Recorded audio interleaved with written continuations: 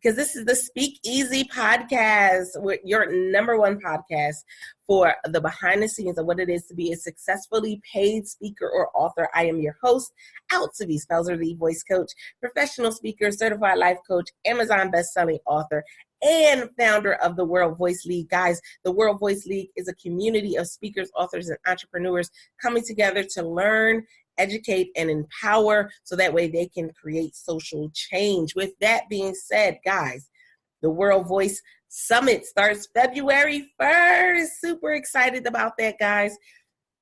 If you want more information, by all means, go to bit.ly/World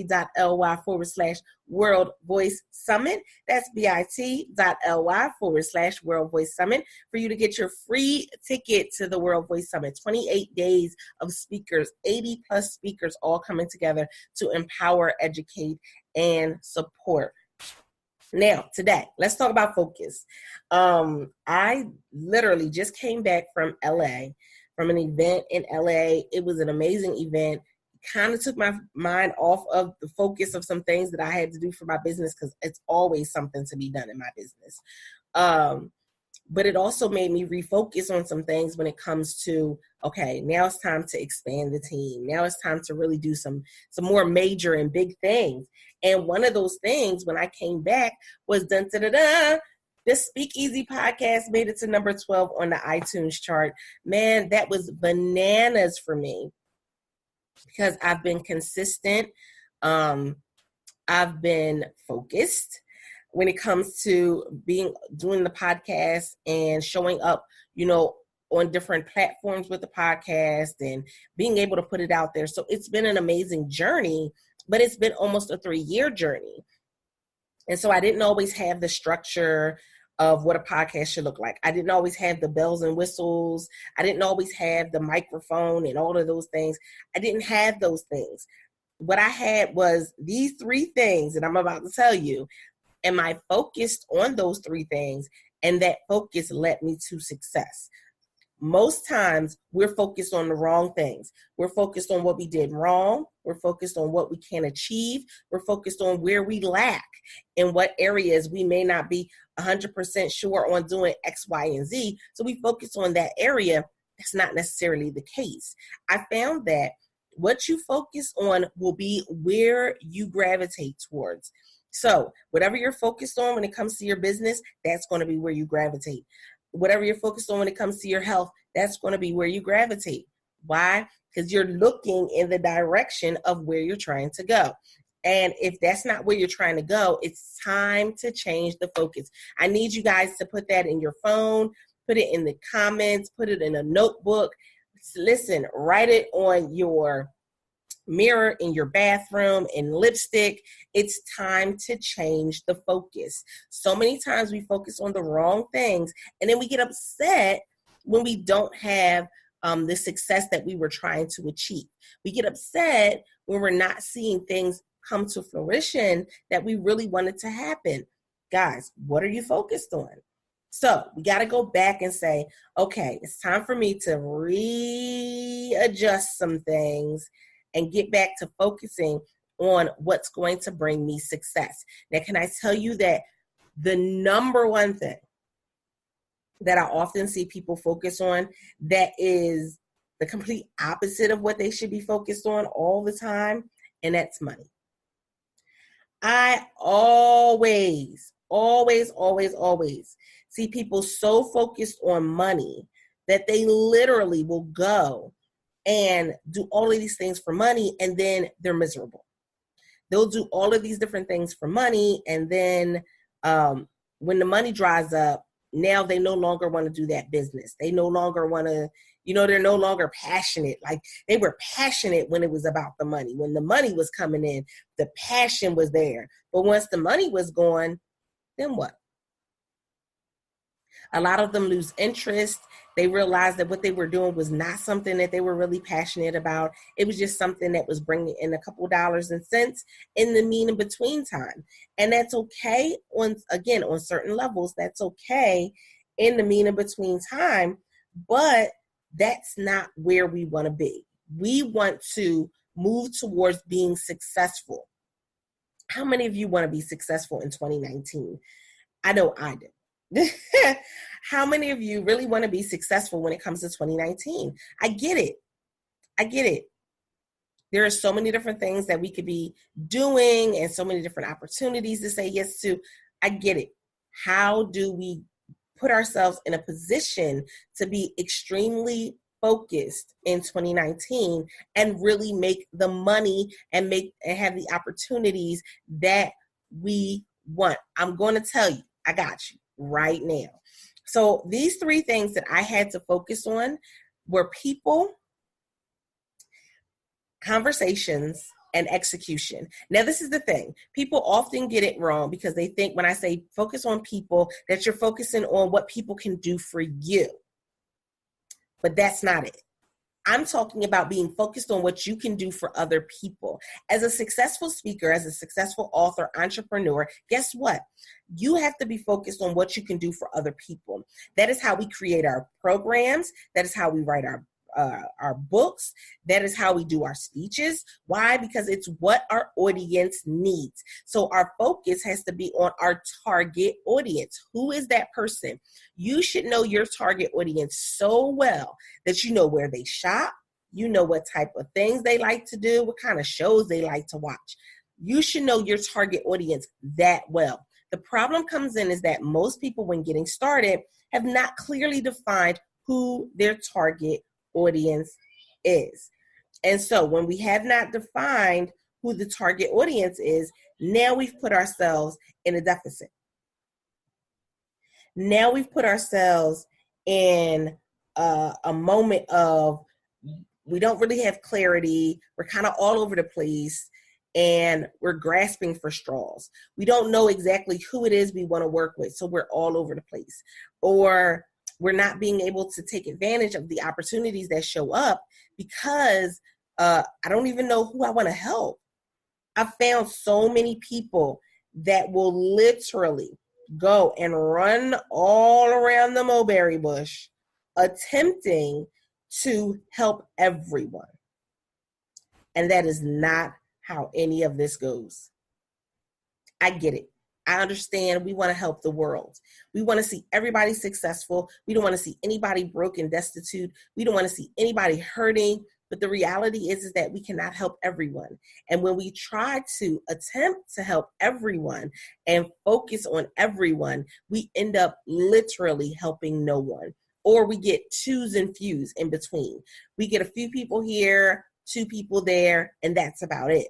But when you hone in and decide that you're going to focus, I mean wholeheartedly focus on what it is that you want to do, focus on who it is that you're trying to serve, that changes everything. So having and knowing that target audience is going to be freaking phenomenal. Yes, I said freaking phenomenal. Why? Because guess what? Your target audience are going to be the ones that show up at your events. Your target audience are going to be the ones that come to your classes. They're going to be the ones that sign up for your memberships. They're going to be the ones that come and join in whatever it is you have to offer, your books, your t-shirts. They're going to be the ones that purchase those things because you're talking directly to them. Can I tell you that in 2019, it's time out for trying to help everyone. In 2019, it is time out for trying to talk to and help every single person. We cannot help everyone. We most definitely cannot help every single person. But there are some key people that we can help. And once we hone in on who those people are, then we stop running on the hamster wheel. So that was one of the things I had to focus on, was that I focused on being service oriented, not just service oriented. Because I mean, well, here, with the Speakeasy podcast, this is service oriented. I'm not looking for anything in return, except for maybe a review here or there, maybe a few likes and shares, but I'm not looking for anything in return. I'm looking to give you the information that you need to be the successful speaker, to be the successful author and entrepreneur. Why? Because I feel as though those things are all merged and married together. And a lot of times people try to pull those things apart, thinking that if I only have you work on this part, then I can have you work on that part later. Guys, that does not work. Oftentimes you end up running yourself ragged and into the ground simply because, guess what? That's not how any of this goes. So I need you guys to have this understanding. Guess what? I need to have a clear focus of the people I'm talking to, on what the people need, and on how I can serve the people. Who is it? Who are the people I'm talking to? What the people need, and how I can serve them. Because that's the other thing, is that we get so focused on people, and then we try to do everything that that person needs. You're not meant to do everything that they need. I understand that we try to be a one-stop shop and we don't want them to have to go to other places. But the reality is that you end up doing yourself and your client a disservice if you're trying to do it all. I don't do everything. My membership that I have, the World Voice League, is for entrepreneurs and speakers and those who are interested in growing their business, and they just need the tools and tips all in one place. They don't want to go running all around different places, and they just need a safe community that they can come and talk to and engage with and communicate with. That's what they want. I get it. That's why I put that together. But are they going to get, email marketing tips? They're going to get as much as I know, and that's about it. But if they need somebody to set all of that up, I'm going to put them in connection with somebody who's going to be able to do that part. So we got to understand the focus on people. Who are the people we're talking to? What is it that the people need? And how do I respond to that? What is it that I can do to help them with that particular need? Having that understanding early on will definitely help you in the long run. So that was the first thing we need to focus on. The second thing that I found in 2018 that I had to focus on was conversations. This part. So I am an introvert. And the way that I love, I had to find my own way of loving networking. Going to a networking event with 500 business cards, 5,000 business cards, just shoveling business cards to people was not my idea of networking. It was the conversations that I was able to start by going and literally, remember, what was the first thing? First thing was focusing on people. So I focused on the people, and then I had conversations. And so I didn't do what other people were doing. I wasn't all out at all of these events trying to talk to everybody in the room. No, it's exhausting. It's exhausting. Have you ever looked at a bag? I have a bag somewhere. I think I got one in my bookshelf. A bag of business cards that most times we don't go back to. We don't remember who the people are. And we didn't even have a conversation with them. So we really don't know if it's a good fit, that what it is that they have to offer is something that we need, and that it would be a good fit for us to work together, or for me to even share your stuff with somebody else. That part. I always find it interesting because I always get messages from people who are like, oh, can you share out my can you share out my ... And the reality is that's cute, but what are you sharing out of mine? Not saying that, I'm only going to help people no, this is the thing. If you're coming to me and requesting that you share, that I share something of you that belongs to you. I've had people go and say, hey, can you share out my wife's group? Can you share out my wife's program? And my wife is selling this. Can you share this out? Okay. And now what is going to happen in return? What is the conversation here? Because right now you're just asking me to do something. I barely know who you are, especially when we know on social media, that's how people are. I barely know who you are, but you want me to share out your stuff. Okay, so what of mine are you sharing out? There are so many people on social media that want you to do so much for them, but don't want to do anything in return. The conversation changes. When you learn to have conversations with people, now it's, hey, I have a new podcast episode I would like to promote. Let me know if you have a podcast or a blog I can share out, and I would love for you to be able to share out mine too. That's a conversation. That's how business is done. Don't worry. I'll wait. I'll let that sink in for you. It's going to take a little bit. Somebody won't catch it until they get on their way home. I understand.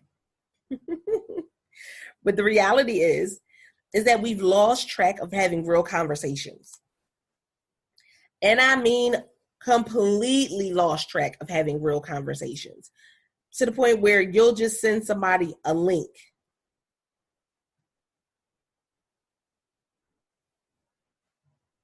I had someone message me and say, hey, let's work together. All right, great. What kind of business ideas are you interested in? What do you have going on? Let's work together. I love communicating. I love networking, guys. I love collaboration and sharing stuff out. I do it on a consistent basis. But what are you sharing out of mine?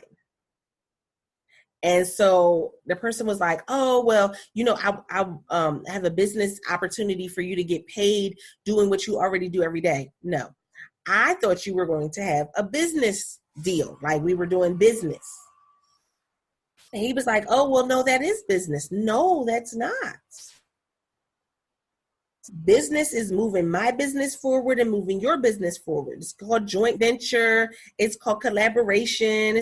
It's part of the networking idea. Listen, there's an issue here because you're missing the fact that I'm not your personal assistant.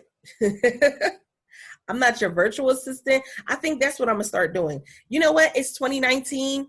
When people start sending me messages about them wanting me to promote something that they're doing, I'm going to start sending them my PayPal, and I'll say, sure, I'll send it out. Sure, I'll talk about it on my podcast. I'll talk about it on here. You sure can. This is the amount that it's going to cost. That's what I'm going to start doing. What do y'all think about that? Y'all let me know in the reviews, because y'all probably like, oh my God, the unicorn has lost her mind. But the reality is we don't have conversations, but we want other people to be invested in our business and want to share out our business and communicate with us. And guess what? We're not willing to do the same. We're not willing to do the same. We want them to be invested in what it is we're doing, and then we won't even invest. No, it doesn't work that way. The best collaborations, the best opportunities are when both parties are able to experience something new, grow, expand. That is a collaboration. I don't know what we have gotten into. Hey, Berlin, I don't know what it is we've gotten into with thinking that collaboration is just us just throwing spaghetti against the wall and seeing what sticks. It's not collaboration. I've connected with enough people that I'm now at a point where I go, okay, well, I can't see myself, just connecting with anyone. I'm at a point where I got to make sure that the people I'm connecting with, that they're legit. Because let's be honest, there are a lot of people out here that are not legit in what it is they're doing, or they're doing all types of things and prefacing it that it's, a great opportunity. But the reality is that it's not necessarily a great opportunity. The reality is that most times it's a horrible opportunity. But because no conversation was had beforehand, neither party understands the full extent of what's about to happen. It ends up ruining a friendship or ruining that relationship. And now you have this sour taste in your mouth when it comes to collaboration further down the line. those of you that have been following the podcast for any length of time, you know that I said that in the beginning, my first experience with doing a book collaboration was horrible. It was friggin' horrific. The timelines were off. You couldn't get your money back.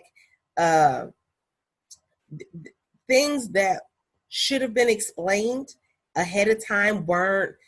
Literally, the date kept getting pushed back to the point where the book came out maybe like almost a year after it was supposed to be released. It kept getting pushed back and pushed back. If I would have allowed myself to look at that collaboration opportunity and say, I'm never getting in another book collaboration, I wouldn't be at the point where I'm saying book number 10, has been published, because I've done book collaborations and self-published my own books. But you got to know, you got to have these conversations. And a lot of times we eager beaver and we want to jump and, be a part of something, especially because a lot of times when they're doing book collaborations, they're saying, oh, well, you can be a published author, a best-selling author. And who doesn't that appeal to them? But the reality is that I need to know all that's included in being in this collaboration. I need to know up front what extra costs are going to be a part of this. That was another thing. Not telling people up front that they're going to have to pay for their picture to be on the book cover. Not telling people up front that they got to pay extra to have their bio in the book. Simple things that you would think were like no-brainers, never discussed. And so we have to get to a point where we're having these, and they don't even have to be deep conversations, but we're having the conversations because this is our dollars and cents. This is our revenue. This is our legacy. Your name is forever in that book. And even though I wasn't able to go and buy copies of the book because the person completely stopped answering my messages, emails, everything. I literally invested that money and couldn't even get copies of the book. Yeah. You know how I ask every guest that comes on about a blunder? That was one of those blunders. Because I did not get not a one copy. Not a one copy, guys. It's crazy. Not one copy of those books did I get ever. But everybody's experience is different. My experience, that was horrible though. But I learned from it. I learned that there's conversations I need to have ahead of time. What are some of those conversations? What are we doing with this book? Who's going to get the royalties when it's sold on Amazon and Barnes & Nobles and all these other places? How much am I going to have to charge, people to buy the book? Because that was another thing. Not telling people up front that, it's going to be a set price for the book that you have to sell the book at. By the time everything got over and done with, I would have had to buy like 50 copies in order to recoup the money that I had put into the program. Besides the fact that, like I said, by the end of it, nobody was responding to my messages. It was just horrible. But again, I did not have those conversations up front because I was eager beaver. And I just thought that, this is a great experience. Let me go and try this and get myself out there as an author. Now, at the time, I had already published books, but other people who were a part of the book had not. That played a factor in it as well. Again, these conversations that need to be had. So I had to focus on people. He said people were first. Focus on the conversations, and not just. Can I put a hashtag real talk in there for you guys? Focusing on conversations is not always about you talking.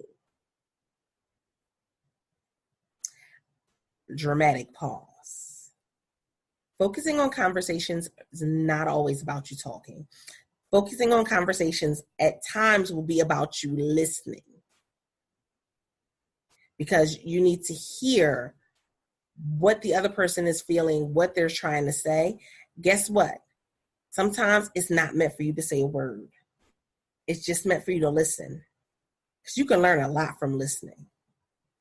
Sometimes it's meant for you just to be in the room in order to get the knowledge and wisdom. Understand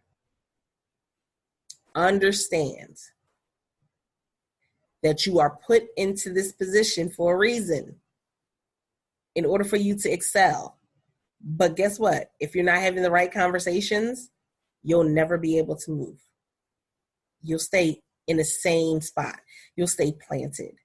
I literally yesterday posted that, the podcast had made it to number 12 on the iTunes list. I was super excited, posted the picture, posted the information. And, people were like, oh my goodness, you've been doing it and you've been consistent. It's amazing. Keep going. What people were inboxing me, people always inbox. People were inboxing, what did you do and how'd you get started? They always do. But it's the conversations. It's knowing where I'm trying to go and how I'm going to get there sometimes. And then in the moments where I don't know exactly how I'm going to get there, just know where I'm trying to go. Because guess what? When we put the destination in the GPS, we don't know the exact route all the time that it's going to take us, because we don't know if there's going to be an accident. We don't know if there's going to be a safer way or a faster way. We don't know those things until we put it into the GPS. A lot of times, because we're stubborn, we don't want to put it into the GPS. And so we end up wasting more time riding around in circles instead of getting to our destination. This is all about getting to your destination. Speak Easy, World Voice League, Our Voice Matters blog, all about getting to your final destination, because there's somebody waiting for you to get to that destination so they can get started on their journey. That'll preach. And number 3 was execution. Guys, I had to focus on executing.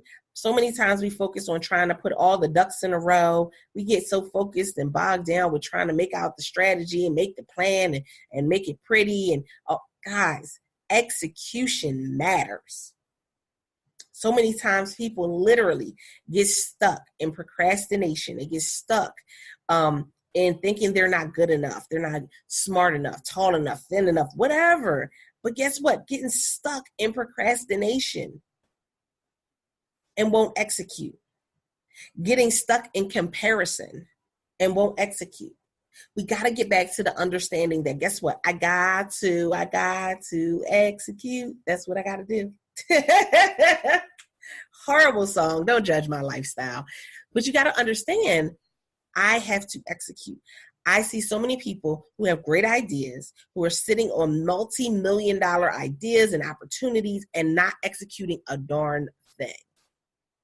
They haven't done anything. They're going and they're paying for all these classes and courses. They're going and they're paying for all this coaching and all this wonderful stuff. And it looks pretty. The website is cute, but they have not executed. So they don't have anything in the store to sell. They don't have any products and services. The website is cute, but it's just a website.